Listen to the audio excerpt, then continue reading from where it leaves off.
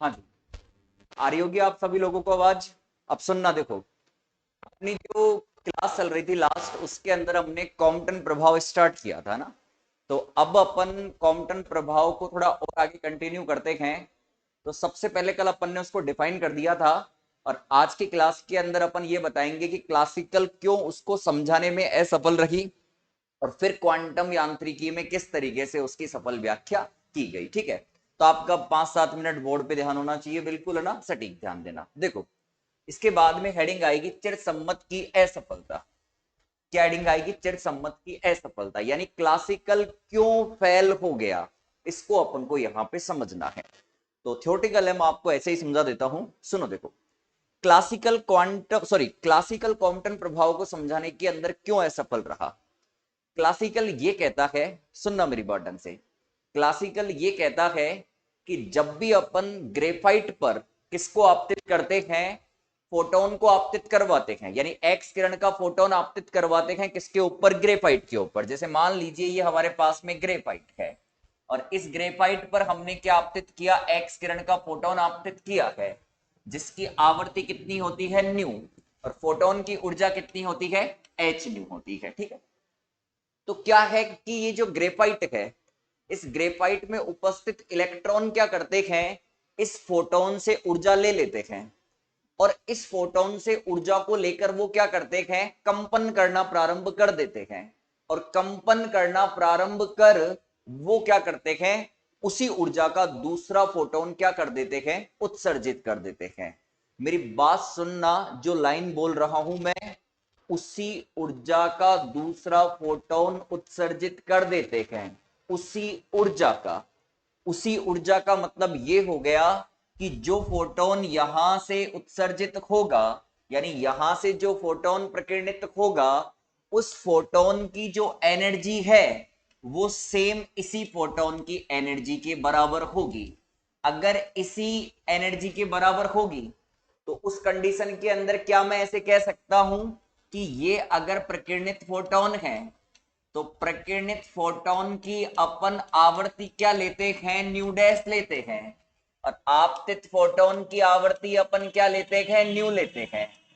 तो प्रकीर्णित फोटोन की आवृत्ति न्यू डैश, आपतित फोटोन की आवृत्ति न्यू डैश, ये दोनों आपस में बराबर होंगे, तभी तो उस कंडीशन के अंदर आप कह सकते हो कि आपतित फोटोन की ऊर्जा और प्रकीर्णित फोटोन की ऊर्जा क्या होगी? सेम होगी। पर प्रयोग तो ये कहता है ना कि प्रकीर्णित फोटोन की आवृत्ति कम हो जाती है, जबकि क्लासिकल क्या कहता है? प्रकीर्णित फोटोन की जो ऊर्जा है वो आपतित फोटोन की ऊर्जा के समान ही रहता है। तो इसका मतलब ये हुआ कि प्रयोग ये कहता है कि प्रकीर्णित फोटोन की आवृत्ति आपतित फोटोन की आवृत्ति से कम हो जाती है, जबकि क्लासिकल फिजिक्स ये कहती है कि उनकी आवृत्ति में कोई परिवर्तन नहीं होता।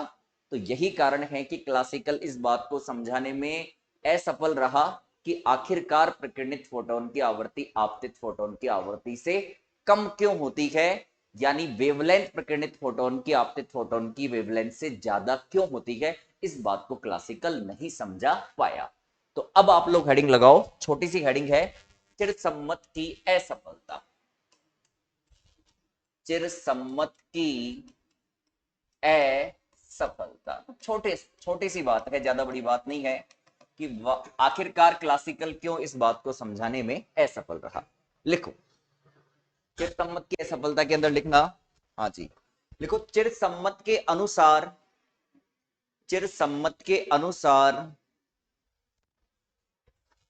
जब फोटोन ग्रेफाइट पर आप होता है, जब फोटोन ग्रेफाइट पर आपतित होता है, तो इलेक्ट्रॉन उसकी ऊर्जा को अवशोषित करता है, तो इलेक्ट्रॉन उसकी ऊर्जा को अवशोषित करता है, और कंपन करते हुए, और कंपन करते हुए उसी ऊर्जा का, और कंपन करते हुए उसी ऊर्जा का दूसरा फोटोन दे देता है। उसी ऊर्जा का दूसरा फोटोन दे देता है,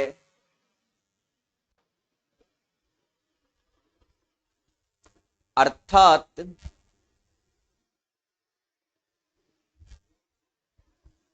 आपतित एवं प्रकीर्णित फोटोन की, अर्थात आपतित एवं प्रकीर्णित फोटोन की आवृत्ति में कोई परिवर्तन नहीं होता है, आवृत्ति में कोई परिवर्तन नहीं होता है, परंतु कॉम्पटन प्रभाव के अनुसार, परंतु कॉम्पटन प्रभाव के अनुसार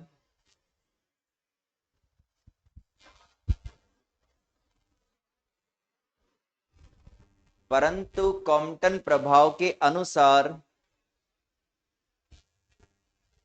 आवृत्ति कम हो जाती है,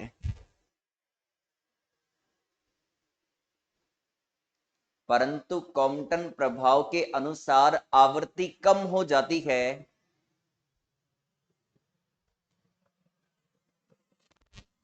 अतः सम्मत विज्ञान, अतः सम्मत विज्ञान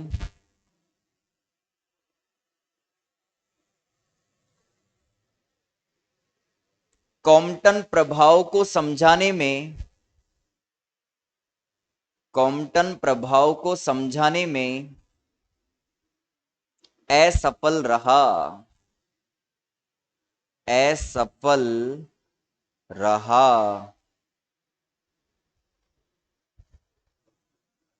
असफल रहा।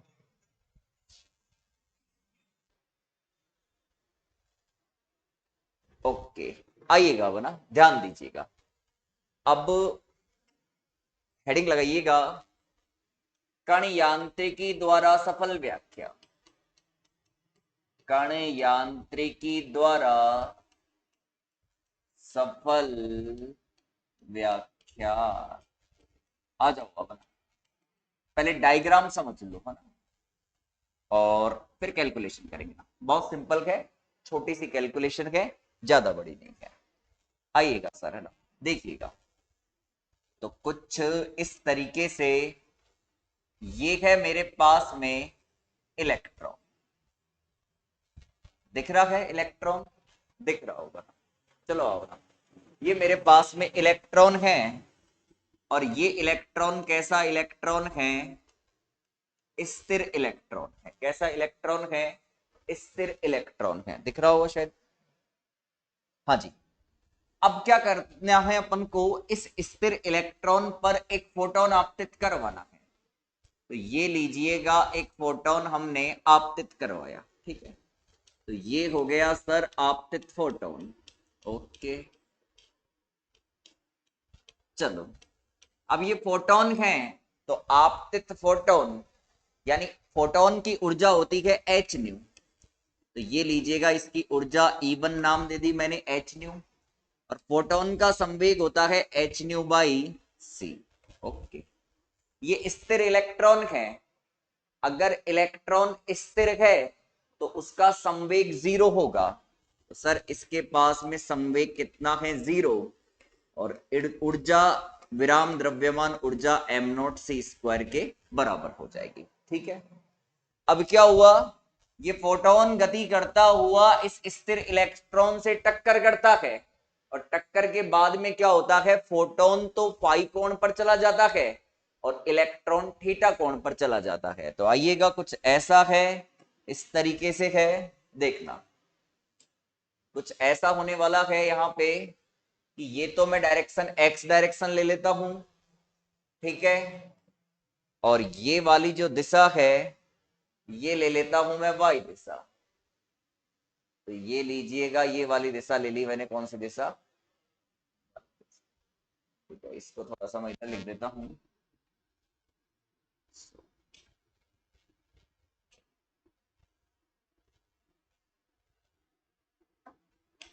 सुनना, इसकी ऊर्जा एम नॉट सी, ठीक है। तो ये एक्स दिशा हो गई, और ये कौन सी दिशा हो गई, वाई दिशा। तो क्या कहा मैंने कि जो फोटोन है वो स्थिर इलेक्ट्रॉन से टक्कर करता है और टकराने के बाद में जो फोटोन है वो तो कितने कोण पर प्रकीर्णित हो जाता है, फाई कोण पर। तो सर ये जो फोटोन है ये फाई कोण पर प्रकीर्णित हो जाएगा, तो ये फोटोन फाई कोण पर प्रकीर्णित हो जाएगा। ठीक है, आ जाओ। तो ये क्या है हमारे पास में, प्रकीर्णित फोटोन है। ओके, तो ये जो प्रकीर्णित फोटोन है इसका संवेग और इसकी ऊर्जा, तो डैश लगा देता हूं। इसका संवेग तो कितना हो जाएगा, एच न्यू डैश अपॉन सी, और ऊर्जा हो जाएगी इसकी एच न्यू डैश। ठीक है, डैश डैश लगा दिया क्योंकि प्रकीर्णित फोटोन की आवर्ती हमने क्या ली है, न्यू डैश ली है। ओके, तो ये चला जाता है कितने कोण पर, 5 कोण पर। ओके, अब ये जो इलेक्ट्रॉन है ये इलेक्ट्रॉन चला जाता है कितने कोण पर, थीटा कोण पर। तो ये चला गया कितने कोण पर, थीटा कोण पर। ओके, तो अब सुनो, ये इलेक्ट्रॉन है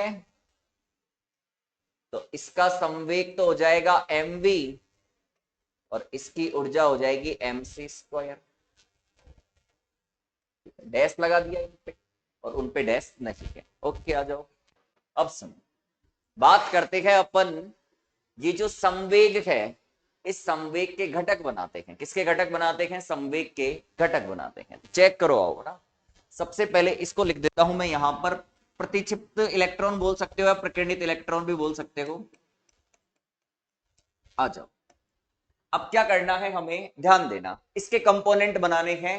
इसके P1 डैश का कंपोनेंट बनाना है। अब कंपोनेंट कैसे बनते हैं सब जानते हैं ना, कोई ऐसा नहीं होगा जो जानता नहीं होगा। देखो, ये आर है, ये थीटा है, तो सर ये होता है आर कोस थीटा, ये होता है आर साइन थीटा। जनरल बातें हैं, सबको आनी चाहिए।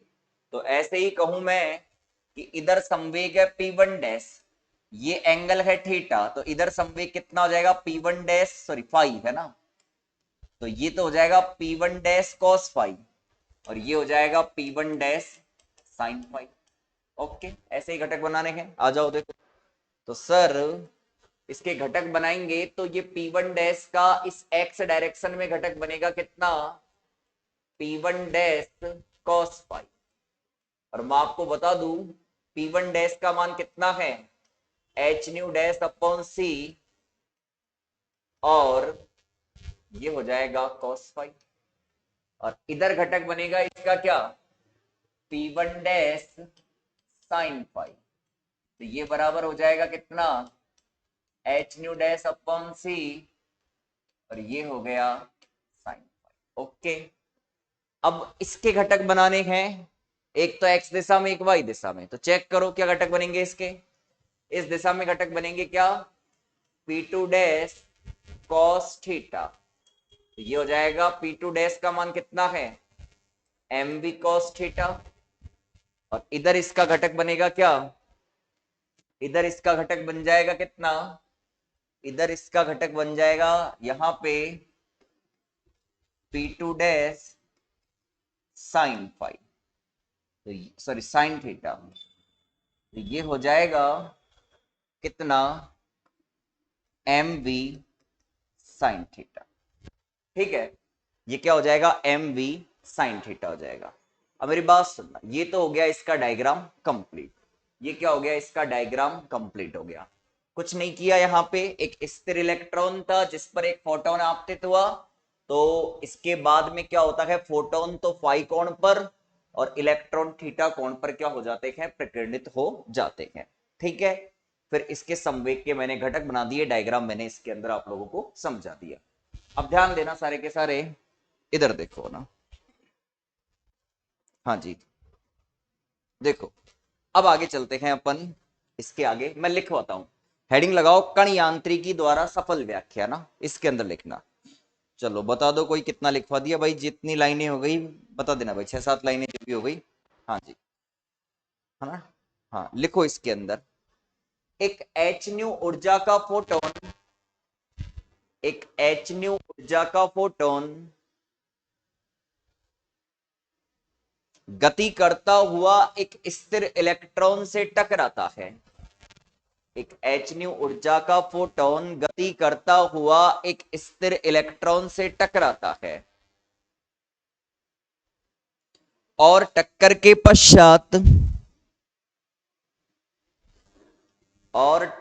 पश्चात फोटोन फाई कोण पर प्रकीर्णित हो जाता है। और टक्कर के पश्चात फोटोन फाई कोण पर प्रकीर्णित हो जाता है, जबकि इलेक्ट्रॉन थीटा कोण पर चला जाता है।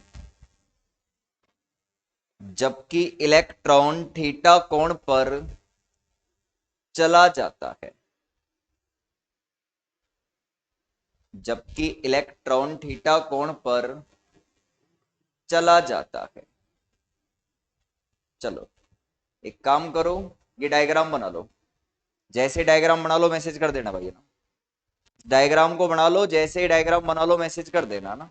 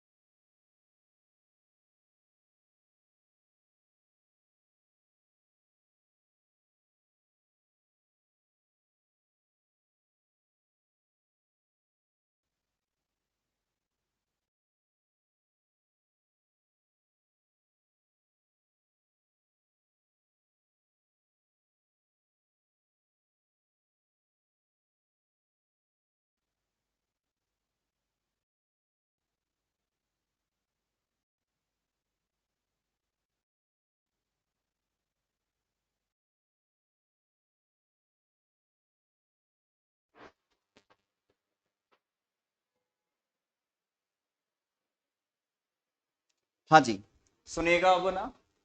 अब अपन को क्या करनी है, इसकी कैलकुलेशन करनी है। क्या करनी है अपन को, इसकी कैलकुलेशन करनी है। तो आओ अब ध्यान देना सारे के सारे, देखिएगा ना। इसकी अपन को अब कैलकुलेशन करनी है, देखिएगा। अब क्या करना है, अपन को ऊर्जा संरक्षण का नियम लगाना है सबसे पहले। तो अपन क्या करेंगे, ऊर्जा संरक्षण के नियम से, चलो।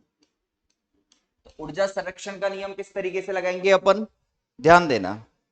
ऊर्जा संरक्षण का नियम लगाएंगे अपन कि टक्कर से पहले टोटल ऊर्जा, टक्कर के बाद की टोटल ऊर्जा ना। तो चेक करो ना, टक्कर से पहले की ऊर्जा देखो, एक तो ये रही एच न्यू, एक है एम नॉट सी स्क्वायर। तो इन दोनों को जोड़ दो। तो इन दोनों को जोड़ेंगे तो क्या लिखेंगे अपन, h nu plus m not C square बराबर, टक्कर के बाद की एनर्जी चेक करो। तो टक्कर के बाद की एनर्जी एक तो एम सी स्क्वायर है और एक एच न्यू डैश है।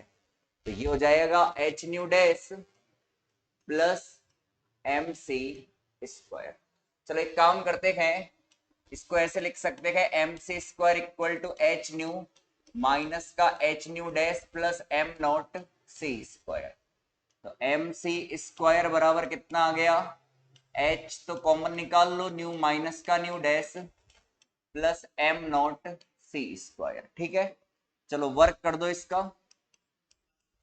वर्ग करने पर, तो वर्क करेंगे इसका तो क्या आएगा, एम स्क्वायर सी फोर बराबर h square nu minus nu dash का square plus m not square c four plus two h nu minus का nu dash am not C square. ठीक है, इसको दे देते हैं अपन समीकरण नंबर एक। इसको क्या देंगे अपन, समीकरण नंबर एक। चलो यहां तक उतार लो।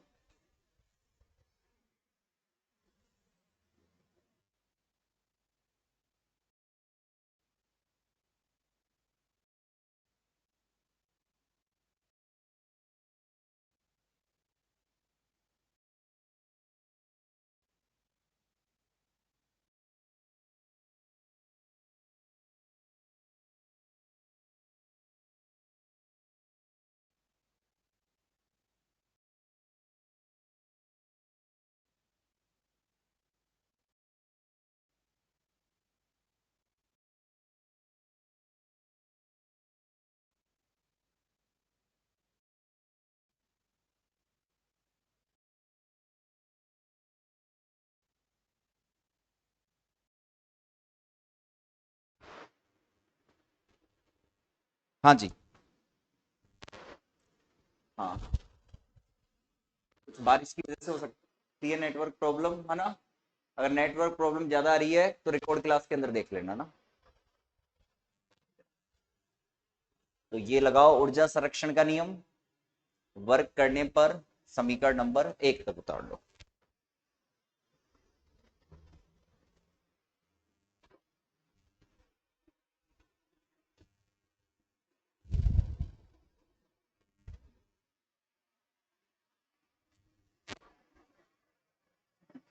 अगर किसी के नेटवर्क प्रॉब्लम ज्यादा आ रही हो तो वो क्लास को रिकॉर्ड के अंदर देख लेना। ठीक है ना, रिकॉर्ड क्लास डलेगी उसमें देख लेना ना।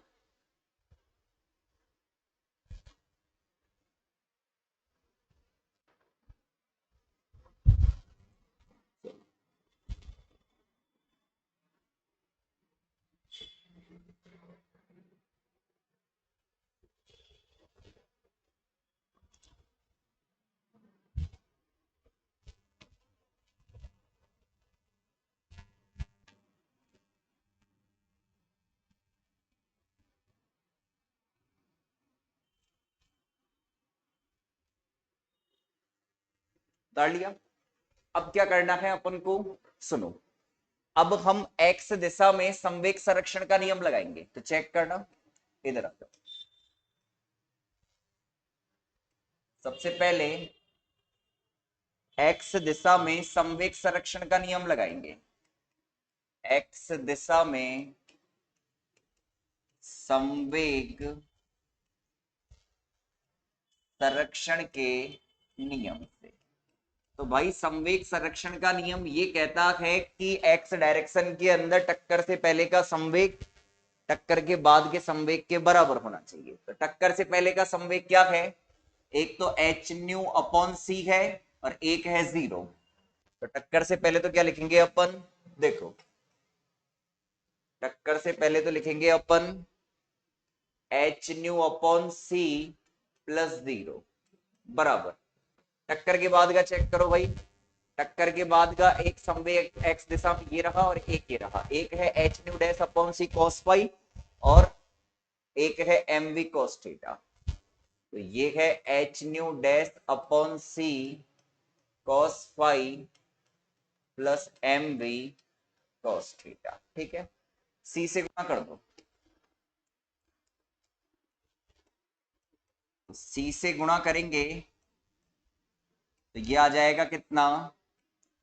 एच न्यू, इधर आ जाएगा H nu dash cos phi और यहां से आ जाएगा M B C cos theta.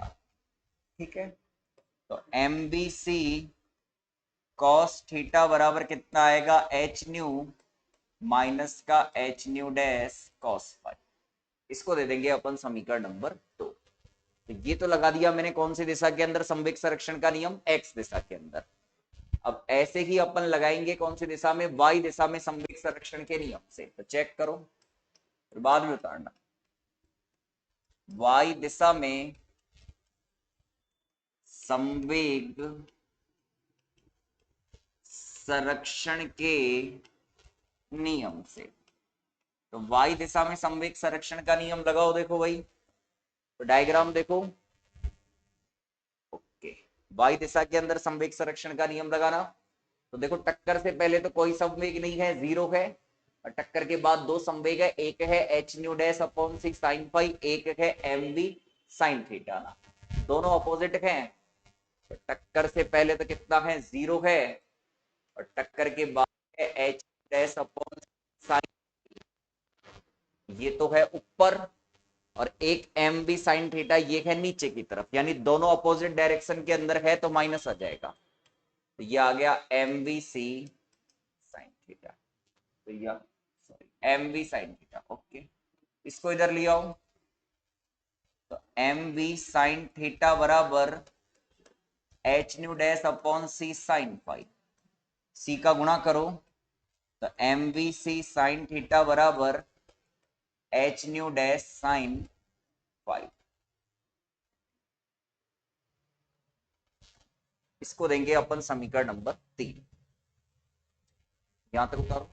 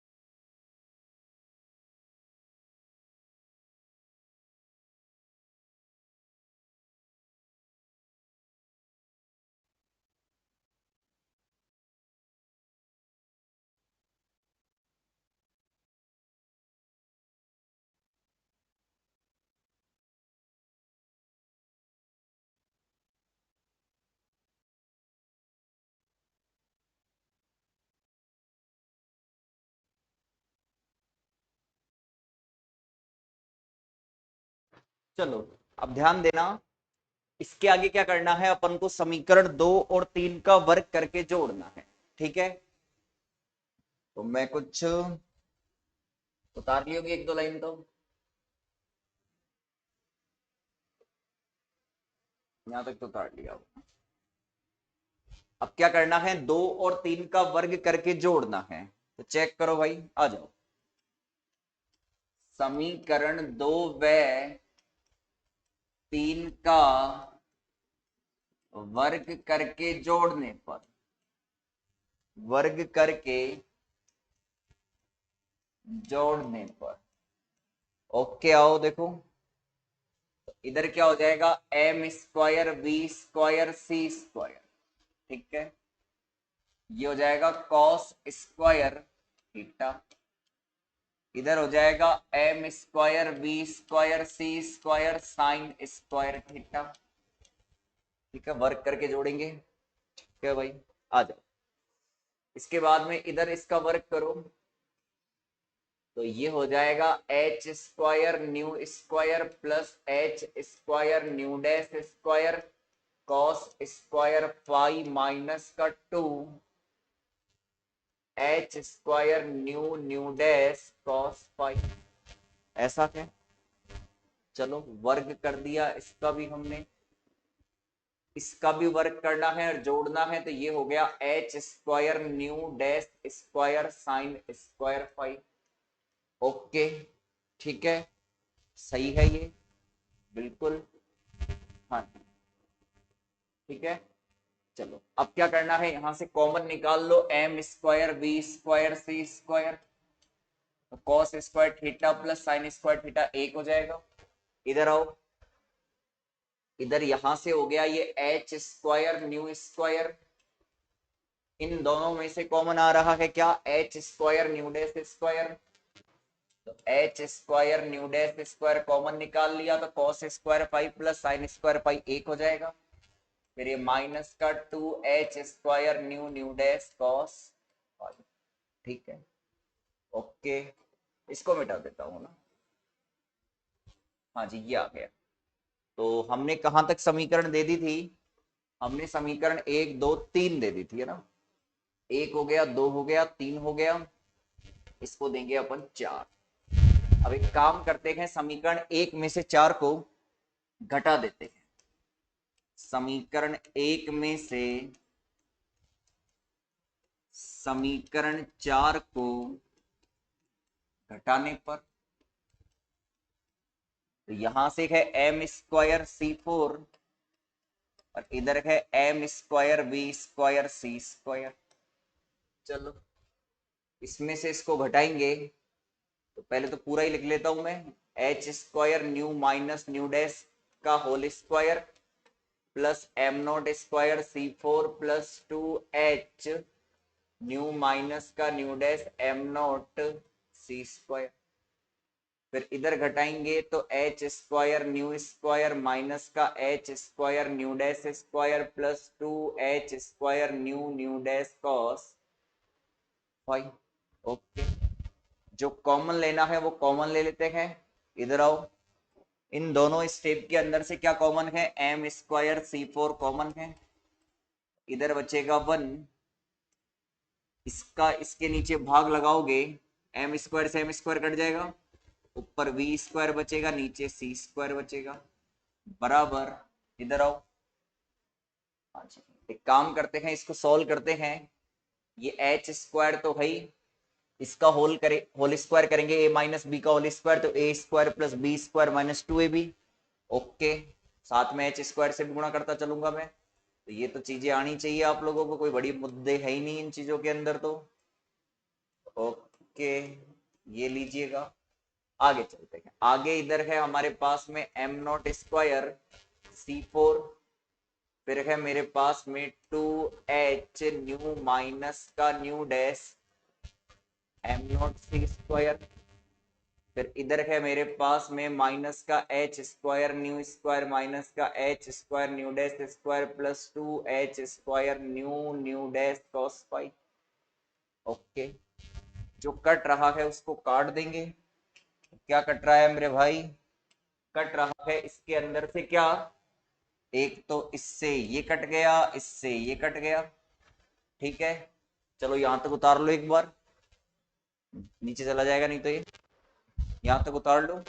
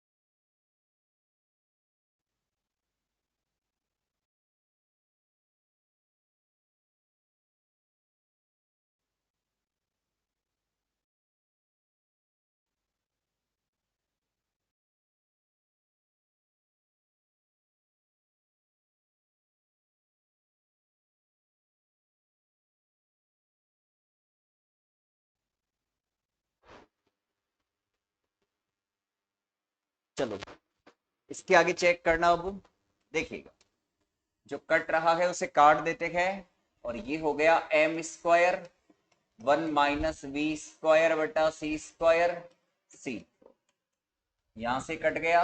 अब चेक करो क्या क्या स्टेप बचती है, एक ये बचती है, एक ये बचती है, तो पहले ये लिख देता हूं 2h² nu nu dash cos phi, ठीक है। फिर ये लिख देता हूं 2h² न्यू न्यू डैश, फिर आगे लिख देता हूं m0² c4, ठीक है। और साथ में लिख देता हूं 2h न्यू माइनस का nu dash am not C square. ठीक है, चलो आ जाओ, अब सुनना सारे के सारे, चेक करना। मैं इसको दे देता हूं, नेक्स्ट समीकरण कौन सा आ गया, एक आ गया था, दो आ गया था, तीन आ गया था, फिर इसके बाद में चार आ गया था, एक से चार घटाया था, पांच दे देते हैं इसको ना। ठीक है, अब एक संबंध होता है, पढ़ रखा होगा आप लोगों ने, कि m और m नॉट में क्या संबंध होता है, m बराबर होता है m नॉट रूट के अंदर वन माइनस वी स्क्वायर बटा सी स्क्वायर। ठीक है, तो आप इसे कैसे लिख सकते हो, इधर लिख देता हूं और इसको इधर लियो, m root one minus V square बटा सी स्क्वायर बराबर कितना आ गया, m नॉट आ गया, वर्क कर देंगे, m square one minus V square बटा सी स्क्वायर बराबर m नॉट स्क्वायर। ठीक है, तो इसको दे देते हैं 6, और 6 से मान किस में रख देंगे, 5 में रख देंगे, 6 से मान अपन किस में रख देंगे, 5 में रख देंगे। ठीक आ रही है, तो समीकरण 6 से मान 5 में रखने पर, 6 से मान 5 में रखने पर, 6 से मान 5 में रखेंगे किसकी जगह, तो मैं आपको बता देता हूं, इसकी जगह रखेंगे अपन क्या, M not square C4। Okay, आगे है 2h square nu nu dash, common निकाल लिया इसमें से, तो ये आ गया cos फाई माइनस का 1 है ना, उन दोनों में से, और फिर है आगे मेरे पास में एम नॉट स्क्वायर C4, फिर है 2h न्यू माइनस का nu dash am not C square. ठीक है, अब आपको वापस बता दूं, इससे अगेन ये कट गया, तो ये बचेगा मेरे पास में, ये इधर आएगा, इससे कटेगा तो जीरो आएगा, तो जीरो बराबर आ गया 2h square nu nu dash cos pi minus का 1, और फिर है मेरे पास में 2h nu minus nu dash am not C square. ठीक है, चलो एक बार ये उतार लो।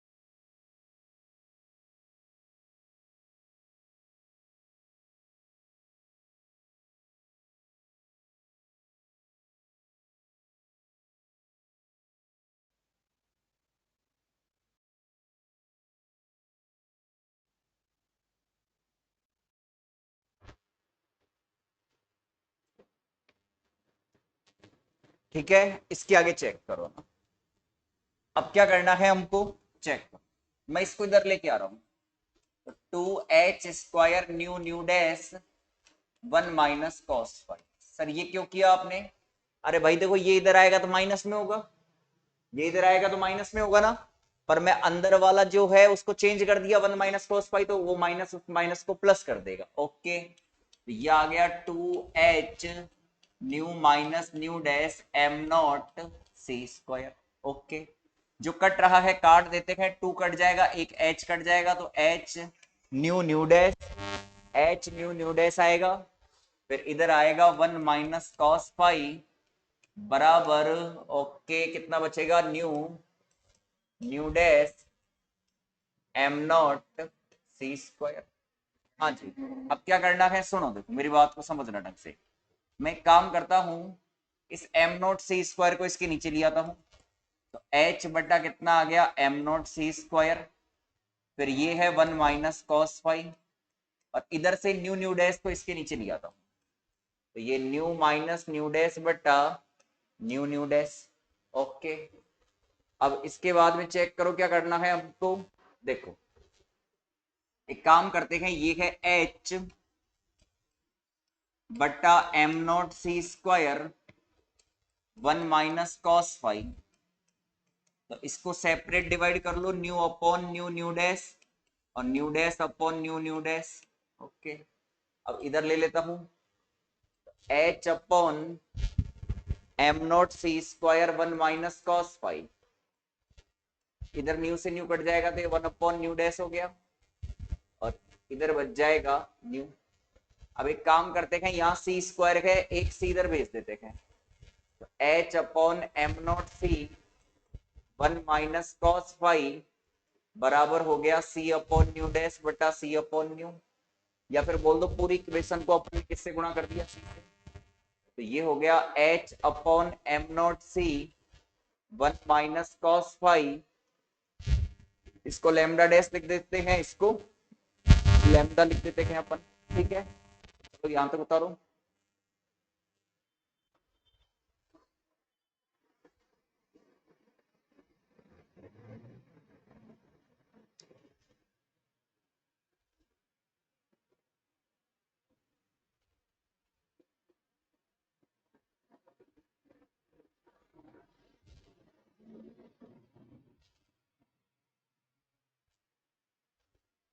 तो ये जो मेरे पास में फॉर्मूला आया है, यही क्या है, तरंग धैर्य में कॉम्पटन विस्थापन का सूत्र है। जगह थोड़ी कम बच रही है, इसके बाद में इधर ले लेता हूं, तो ये हो गया लेमडा डैश माइनस लेमडा बराबर h upon m not c 1 minus cos phi. ये वाला फॉर्मूला लिखा है मैंने वापस, है ना, उतार दो ना, यहां तक उतार लो। इसके आगे करेंगे अपन नेक्स्ट क्लास के अंदर, आज के लिए इतना ही, इसके आगे कल व्याख्या होगी इस फॉर्मूले की, ठीक है ना।